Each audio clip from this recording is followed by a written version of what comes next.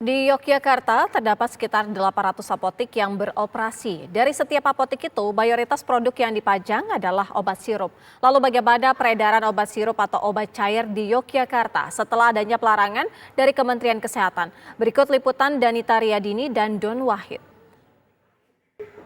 Pemirsa, beberapa waktu yang lalu Kementerian Kesehatan sudah memberikan imbauannya secara resmi untuk menghentikan sementara penggunaan obat cair atau obat sirup.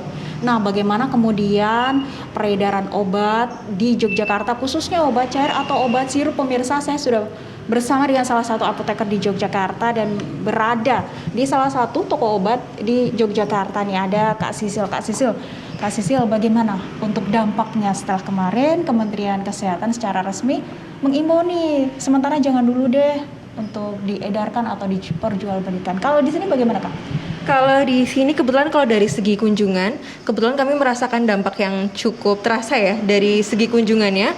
Cukup terjadi penurunan yang drastis dari persentasenya, mungkin kurang lebih kunjungannya ini mengalami penurunan sekitar 20-30% dari yang angka biasanya. Untuk obat sirup sendiri, kalau di sini bagaimana kemudian pihak dari apotek sendiri mengalihkan atau bahkan memang masih ada nih obat sirup di sini asalkan ada rekomendasi dari dokter?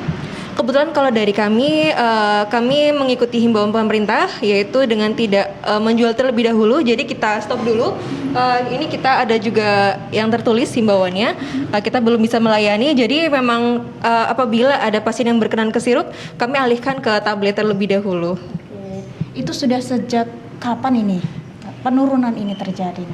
Penurunannya sejak kurang lebih 2-3 hari lalu, sejak pemerintah atau dari BPOM rilis terkait info adanya info yang paracetamol yang tercemar dengan DEG atau EG itu, Kak. Kalau di sini berarti sudah tidak memperjualbelikan begitu ya, Kak? Nggih, betul. Kalau dari konsumen sendiri mungkin masih ada yang cari tidak setelah ada imbauan tersebut, Kak, selama ini? Oh, masih, Kak. Justru ini malah ada dua versi pasien. Yang satu ini parno dan yang satu ini justru malah karena mungkin pasien juga sekarang udah mulai aktif mencari info. Jadi ada yang membaca info-info rilis klaim dari beberapa industri yang menyebutkan bahwa produk kita aman, produk ini aman. Jadi ada beberapa yang, loh Kak, itu kemarin kan katanya aman gitu. Kemarin dari industri ini aman kok, nggak boleh gitu kan, ini nggak mengandung paracetamol gitu. Jadi memang ada dua jenis pasien, yang satu sama sekali jadi nggak mau minum obat, jadi karena parno, yang satu malah justru karena sudah membaca rilis klaim dari beberapa industri, yang mungkin karena juga anak saya cocoknya pakai itu, Kak, gitu. Jadi kadang ada yang pasien yang cukup fanatik di beberapa brand tertentu, maunya pokoknya itu aja gitu.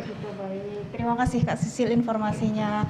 Memang beberapa apotik, bahkan hampir semua apotik di Yogyakarta menghentikan sementara untuk peredaran obat mengikuti imbauan dari pemerintah nih pemirsa. Bahkan sudah ada tulisan atau pengumuman dari setiap apotik seperti di Apotik Unisila nih pemirsa yang menyebutkan tidak melayani sementara untuk penjualan obat sirup atau obat cair.